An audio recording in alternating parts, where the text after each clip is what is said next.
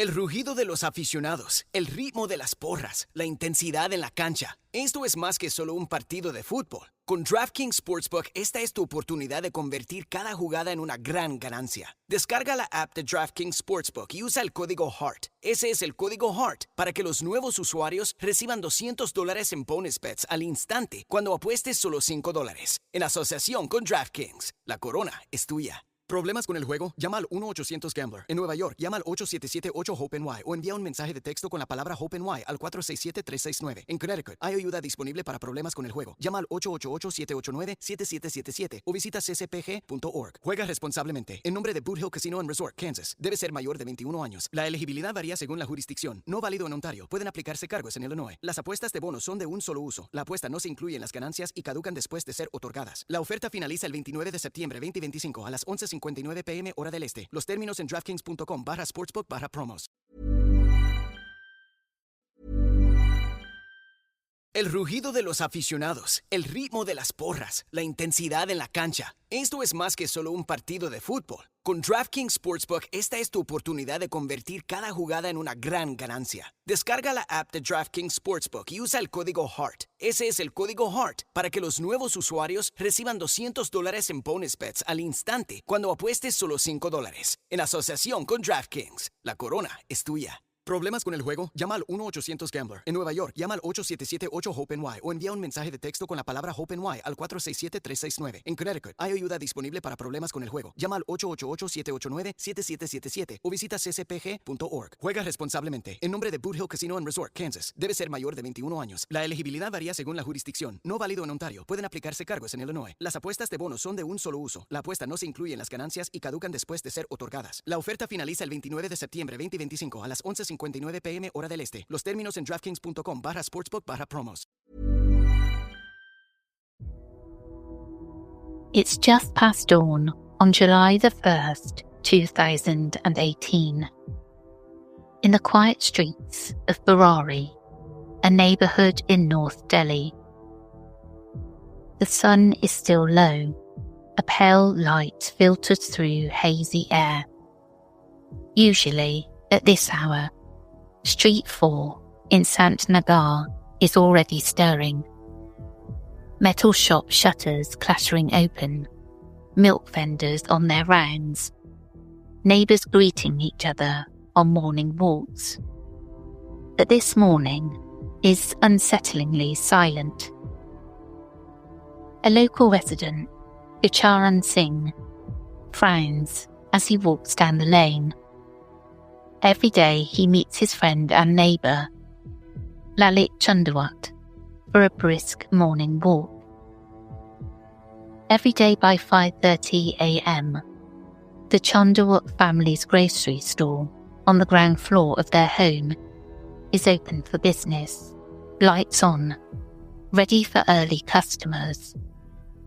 But today, the store is closed tight and dark. Lalit didn't show up for their walk.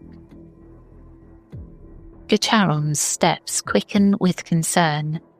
It's 7:15 a.m. now, far beyond the usual opening time. Something isn't right.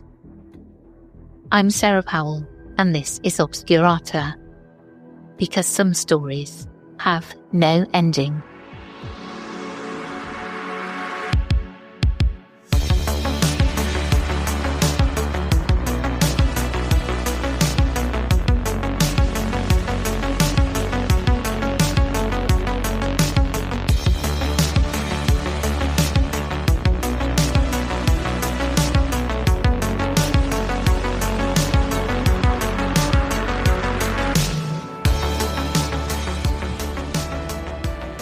He approaches the Chundawat house, a 3-storey nondescript building that until yesterday was home to a large happy family. The front gate is ajar. Gucharan hesitates, then calls out a tentative greeting. "Hello? Lalit ji?" No response. The only sound is a faint whine from somewhere inside, like a distressed animal. He recognises it as Tommy, the family's pet dog. chained on the terrace. Tommy never cries like this. Gutcharan's heart begins to pound. He steps through the gate and into the Chandawat's courtyard. The front door of the house is wide open. At this point, alarm bells are clanging in his mind. He calls again louder. Bhavnesh, Pratibha auntie, is everything okay? Still no answer, just Tommy's whimper echoing down. Gutcharan steels himself and pushes open the door further, entering the house. Inside the house is dim. The air feels oddly heavy. As his eyes adjust, Gutcharan suddenly freezes in his tracks. There in the narrow hallway that connects the rooms, he sees shapes, human shapes, hanging in mid-air. For a second, he thinks his eyes are playing tricks in the gloom. But as he steps closer, the horrific scene becomes clear. Hanging from the iron mesh grille of the ceiling are the lifeless bodies of the Chandawat family. 10 people, the entire family he knows so well, are suspended in a chillingly precise formation. Gutcharan gasps and staggers back, his mind refusing to accept what he's seeing. He can make out Lalit, 45, his friend, dangling limp. Lalit's wife Tina, 42, beside him. Lalit's elder brother, Bhavnesh, 50, and Bhavnesh's wife, Savita, 48. Their college-aged daughters, Nita, 25, and Monu, 23. Pratibha, 57, the widowed sister of the brothers. Pratibha's daughter, Priyanka, 33, recently engaged. And the 2 15-year-old boys, Dhruv, Bhavnesh's son, and Shivam, Lalit's son, mere teenagers, their thin bodies swaying slightly. All of them hanging side by side in a circle, blindfolded with pieces of cloth, their mouths gagged with tape and strips of fabric, ears plugged with cotton. Many have their hands tied tightly behind their backs, and some have ankles bound as well. Each neck is in a noose fashioned from scarves and dupattas looped up to the wire mesh overhead. Beneath them, a few overturned stools lie scattered. It's a scene of unimaginable terror and inexplicable order. Gutcharan's scream finally tears out of his throat. Within minutes, neighbours come running at Gutcharan's alarm. Cries ring out on the street as word spreads. All the Chandawats, they're hanging. Some neighbours dare to peer through the doorway and are greeted with the same nightmarish sight. Others recoil in fear, whispering of black magic or foul play. A small crowd forms on the lane, confusion and panic mounting. Someone calls the police. At 7:30 a.m, the call crackles over the police wireless. Multiple bodies found at a house in Burari. Possible suicides or murders. Details unclear. Delhi police officers rush to the scene, sirens wailing. Soon the street is swarming with uniformed officers and curious onlookers. Authorities cordon off the area with tape. Neighbours watch from behind the barricades, many in tears, some murmuring prayers under their breath. The Chandawats were a well-known, well-liked family in the neighbourhood. How could this happen? Inside the house, police flashlights illuminate the grisly scene in harsh relief. Even seasoned officers feel chills at the sheer eeriness. 11 family members dead under their own roof. 10 in the hall hanging methodically, and one more, the eldest, 77-year-old Narayani Devi, the family's grandmother and matriarch, discovered in a separate room. 2 officers find Narayani Devi's body on the floor by the corner of that room. A scarf is around her neck, and a bed or low cabinet nearby suggests she may have been strangled or hanged at a low height. Unlike the others, she was not suspended from the ceiling. Given her age and frailty, she couldn't possibly have climbed or been part of the group hanging. Her death, too, appears deliberate, but slightly different in execution. Everywhere, investigators see signs of a strange ritual. Besides the bindings and gags on the bodies, they notice the victims' faces are covered almost completely with strips torn from a single bedsheet. The way the cloths are tied, almost like hoods, feels almost ceremonial. The mouth being taped shut, the cotton in the ears. Why? Some officers exchange uneasy glances, recalling that in some spiritual lore, ears are plugged and eyes covered to minimize sensory distractions during certain rites. But who would perform such rites to this deadly extreme? The initial thought is mass suicide, perhaps a cult-like act. Yet how could so many people, including teenagers, willingly do this to themselves? And if not suicide, what kind of perpetrator could restrain and kill 11 people at once? The possibility of murder crosses many minds immediately. Perhaps someone orchestrated this, drugged and murdered the family in cold blood.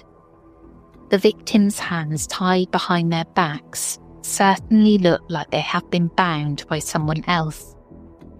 The police know they need to handle this as a potential crime scene with great care.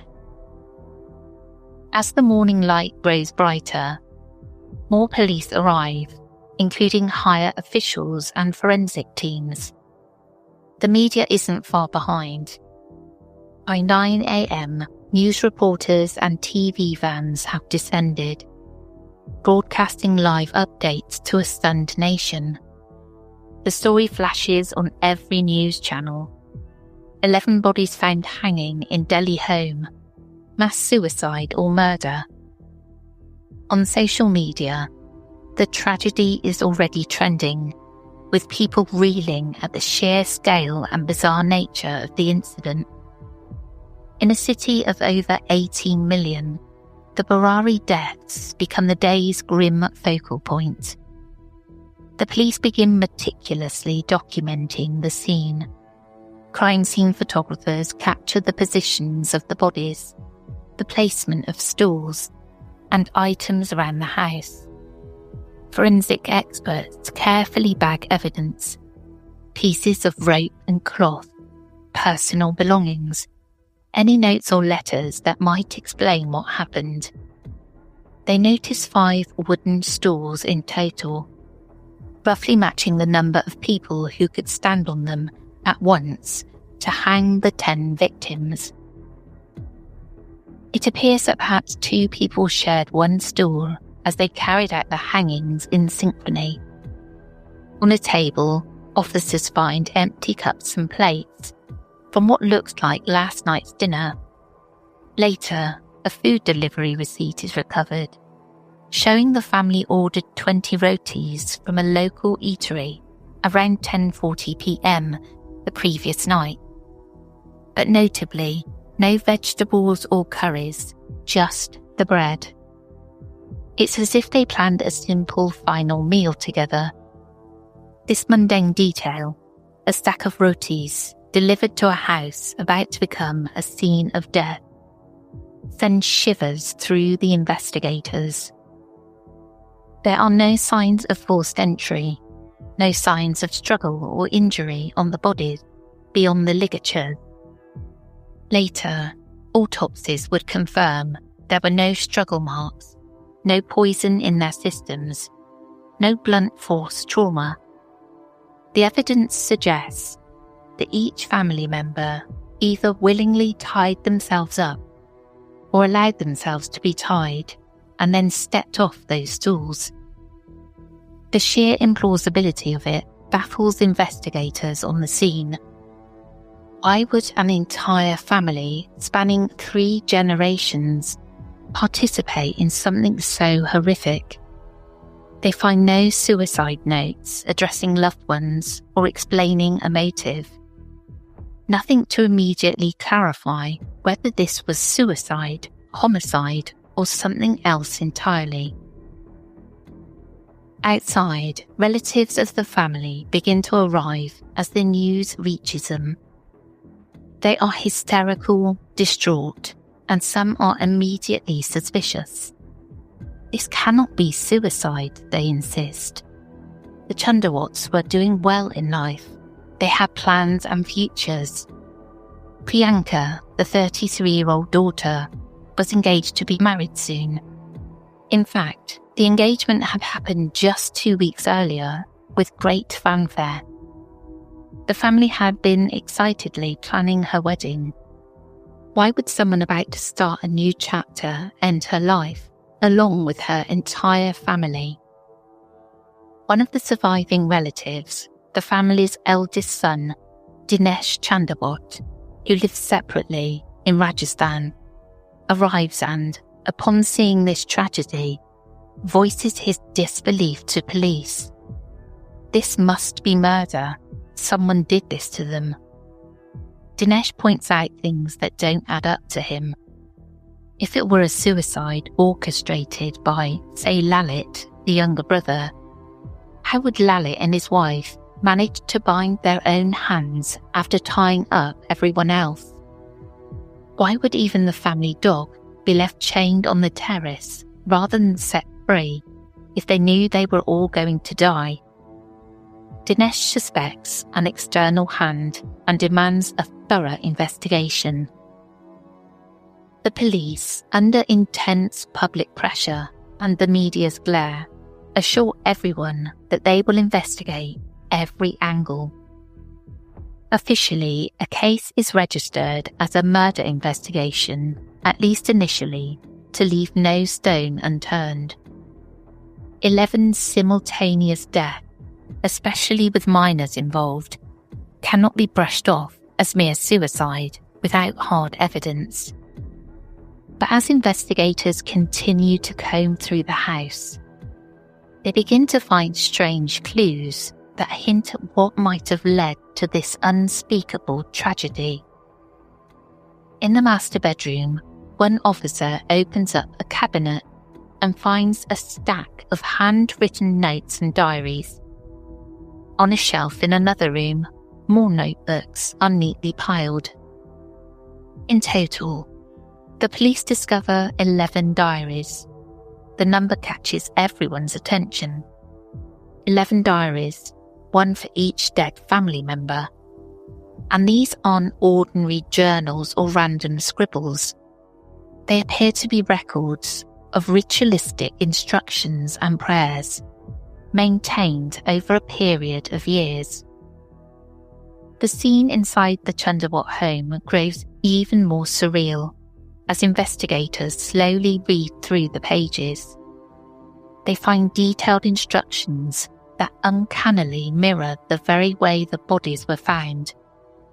One diary entry describes how hands and feet should be tied, how the participants should blindfold themselves, tape their mouths, plug their ears, and hang from a height in a formation resembling the hanging branches of a banyan tree. The words jump off the page, written almost like a recipe for salvation. Accept your mistakes. Take care of yourself. Some notes are more explicit about a ritual. Tie the holy scarf, use stools, hang like the banyan tree's roots. When the time is right, the sky will shake and the earth will tremble. But do not be afraid. The officers reading these lines feel a chill. The writing describes a bad tapasya, literally a banyan tree penance. According to the notes, the family believed that if they hung in a certain way, as if imitating a banyan tree's hanging roots, they would attain God's blessing. The instructions say that this ritual would please God and bring something good, perhaps salvation or protection. It's unlike anything the police have ever encountered before. One diary entry, dated just a day before the deaths, June 30th, 2018, contains a particularly haunting line in Hindi. In essence, it says, "In the final moments, when your last wish is about to be fulfilled, the sky will open up and the earth will shake. Don't be scared. Increase the chanting of the mantra. I will come and save you and help you down." The writer of the note promises that a saving figure will appear when a water in a cup changes colour. Another line reads, "Hands should be tied, as a soul will come to save them." As this cryptic prophecy is read aloud, a silence falls among the investigators. It begins to dawn on them that the Chandawat family likely did not expect to die in this ritual. They thought they were performing a strange test of faith, one from which they would emerge alive even stronger. The mention of someone coming to save them. Who was supposed to come? And why did they believe so blindly? The answer scrawled across many pages of these diaries is Papa, specifically the patriarch, Bhopal Singh, the father of Lalit and Bhavnesh, who had died about a decade earlier. Many entries are written in a tone as if dictated by an elder, guiding the family on how to live better, how to pray, and ultimately how to conduct this final ritual. It appears that Lalit Chandawat, the younger son, had convinced the family that he was channeling the spirit of his deceased father. The diaries were maintained largely by two of the daughters, Prinyanka and Neetu, but the words were believed to be coming from Papa, speaking through Lalit. It's a staggering revelation. The mastermind behind this ritual might not be an outside cult leader, but one of the victims themselves. A man persuading his own family to follow bizarre spiritual instructions he claimed were from his dead father. The police share these findings with mental health experts, who immediately suggest a possible explanation: shared psychotic disorder, essentially a shared delusion within a close-knit group, often induced by one dominant person's psychosis. Could Lalit have been suffering delusions and effectively infected his family with them? The investigators recall other infamous cases of collective suicides and cults, but this case is unique in many ways. The Chandawats were not an isolated cult living in a commune. They were an ordinary family living in the heart of Delhi, running businesses, sending kids to school and college, planning weddings, outwardly normal. As the day wears on, the media catches wind of the diary contents. The narrative in the press shifts dramatically from mass murder theories to an occult ritual gone wrong. News channels flash headlines about 11 diaries over 11 years, instructions from a ghost, and the haunting phrase House of Secrets and House of Horrors for the Chandawat residents. A frenzy of speculation erupts. Was this black magic, a tantric ritual, or a case of mass hypnosis? Some reporters hint at a spiritually possessed family, while others condemn the dangers of superstition and blind faith. By nightfall on July the 1st, the bodies have been carefully taken down and sent for autopsies. The street outside is lit by TV camera lights and police floodlights. A sea of faces, neighbours, onlookers, reporters, stands behind the barricades, watching as ambulances carry away the victims. 11 stretchers draped in white sheets slide into the vehicles, one after another, in a painfully long procession. It's a scene that will be replayed on national television for days. 11 members of a family gone in one incomprehensible incident. Among the crowd, neighbours share stories. They recall that the Chundawats were deeply religious, but never in a fanatical way, at least not openly. The family opened their shop daily at dawn, sold groceries and plywood, and every evening one could hear prayers and devotional songs from their home. They attended community functions. The children went to school and college. The adults chatted with neighbours, laughing, living. Just last night, some neighbours say they heard nothing unusual, no cries, no commotion. One neighbour who was on his roof late at night mentioned seeing the Chundawat house lights on around midnight and assumed they were up late, perhaps due to Priyanka's wedding planning. No one could have imagined that inside, the family might have been in their final preparations of a deadly ritual. The question that haunts everyone is why? What chain of events led to this surreal tragedy? To answer that, we must step back in time, sift through the history of the Chundawat, also known as Bhatia family, and read between the lines of those diaries that chronicle their final years.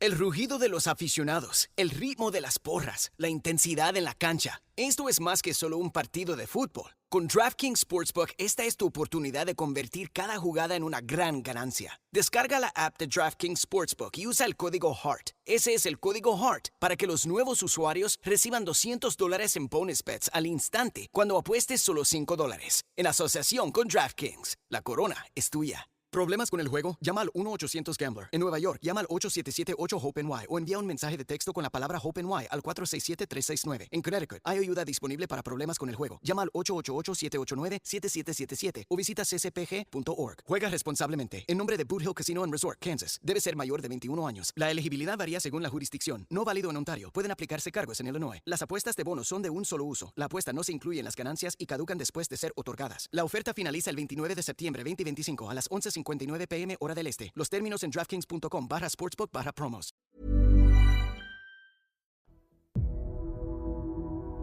And that's the end of part one of a two-part story. Lots more to share about this story, and I'll be covering that on Thursday's episode. If you'd like to support this podcast, you can do so by visiting patreon.com/The Whispering Woods, where for £2.50 a month you can listen completely ad-free. We're also on Apple Premium, where for $4.99 a month, you can listen to this podcast and our other podcast, The Whispering Woods, ad-free. I want to say a quick thank you to Roger for fact-checking and editing. And as always, stay curious and sleep with the lights on, just in case.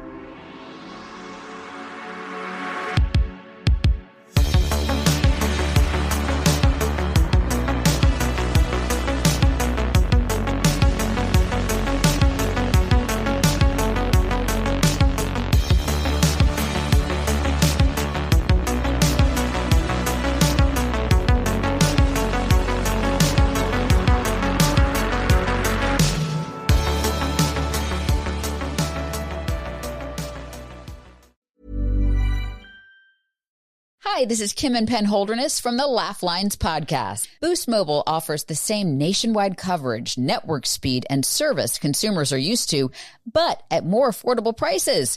Why pay more if you don't have to? Boost Mobile offering reliable nationwide coverage backed by a 30-day money-back guarantee Love your service or get your money back, no questions asked. While other carriers blow millions on Super Bowl ads, we put that money to work for you, delivering reliable 99% nationwide coverage at affordable prices. Start saving on wireless today with Boost Mobile's unlimited plans starting at just $25 a month. The Boost Mobile network, together with their roaming partners, cover 99% of the U.S. population.